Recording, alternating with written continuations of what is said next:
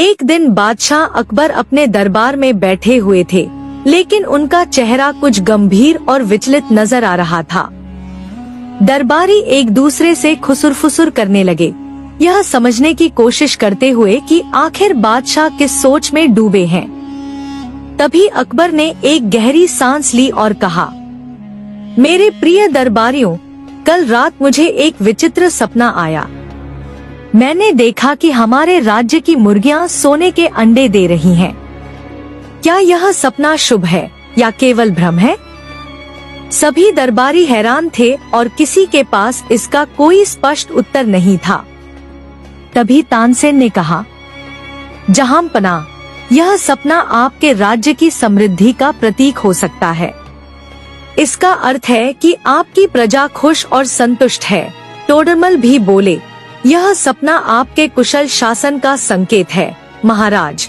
लेकिन अकबर इन उत्तरों से संतुष्ट नहीं हुए, उन्हें कुछ और चाहिए था। तभी दरबार के द्वारपाल ने आवाज लगाई, जहांपना, बीरबल दरबार में प्रवेश कर रहे हैं। बीरबल मुस्कुराते हुए दरबार में आए और अकबर से पूछा, महाराज, क्या कोई समस्या है? अकबर ने उन्हें अपना सपना सुनाया और पूछा, क्या यह सपना शुभ है या बस एक माया है? बीरबल कुछ देर तक सोचे, फिर मुस्कुराए और बोले, जहांपना, यह सपना शुभ है, लेकिन मैं एक योजना बनाऊंगा जिससे हम जान सके कि यह सपना सच में अच्छा संकेत है या केवल भ्रम। अचानक एक गरीब आदमी घबराया हुआ दरबार में आया और अकबर के सामने हाथ जोड़कर बोला, महाराज, मेरी एकमात्र मुर्गी, जो मुझे रोज एक अंडा देती थी, किसी ने चुरा ली है। वह मेरे जीवन यापन का एकमात्र सहारा थी। कृपया मेरी मदद करें।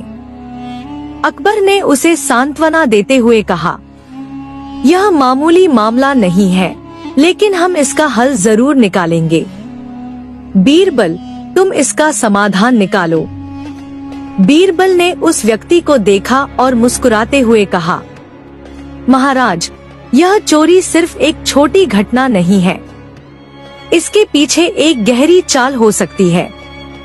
मुझे एक रात का समय चाहिए ताकि मैं इसका समाधान ढूंढ सकूं। अकबर ने सहमति दे दी। अगले दिन बीरबल ने पूरे गांव के लोगों को दरबार में बुलाया और घोषणा की, राजा का आदेश है कि सभी लोग अपनी मुर्गियां ने बताया कि टोडरमल के आदमी ने यह साजिश केवल बीरबल की छवि खराब करने और दरबार में अशांति पैदा करने के लिए रची थी। क्या लेकर आए? हम उन्हें रात भर राजा के दरबार में रखेंगे। जो भी दोषी होगा उसकी मुर्गी हमें सच बता देगी। लोग हैरान थे, लेकिन बीरबल की बात पर किसी ने सवाल नहीं उठाया। रात को बीरबल ने अपने सैनिकों को एक विशेष कार्य सौंपा। उन्होंने सभी मुर्गियों की पूंछ पर एक चिपचिपा पदार्थ लगा दिया, जो सिर्फ चोर की मुर्गी के साथ प्रतिक्रिया करेगा। सुबह हुई और लोग अपनी मुर्गियों के साथ दरबार में आए। बीरबल ने एक एक करके मुर्गियों की जांच शुरू की।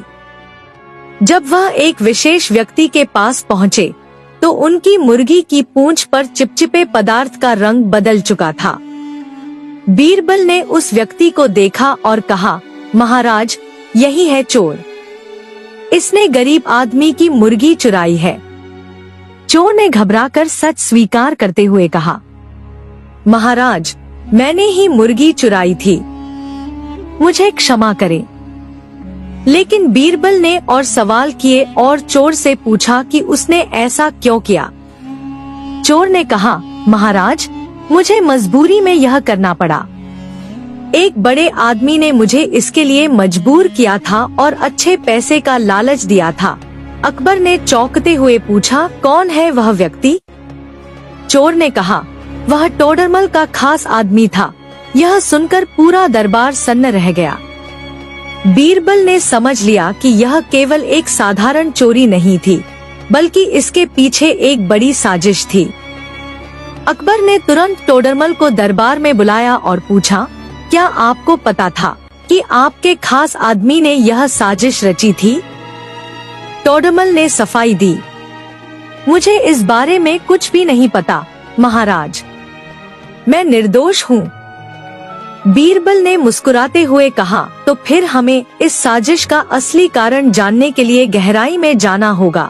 बीरबल ने चोर से और सवाल किए और आखिरकार एक और गवाह को पेश किया।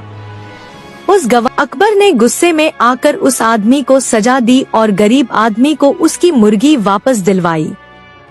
अकबर ने बीरबल की तारीफ करते हुए कहा, बीरबल, तुमने न सिर्फ गरीब आदमी को न्याय दिलवाया बल्कि एक बड़ी साजिश को भी नाकाम किया।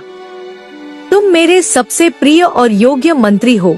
बीरबल मुस्कुराए और बोले, महाराज, न्याय हमेशा सच के साथ होता है।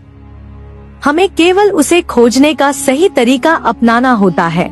कहानी से यह सीखने को मिलता है कि बुद्धिमत्ता और चतुराई से हम किसी भी समस्या का समाधान पा सकते हैं। बीरबल की तरह हमेशा सच का साथ देना चाहिए और साजिश करने वालों को बेनकाब करना चाहिए।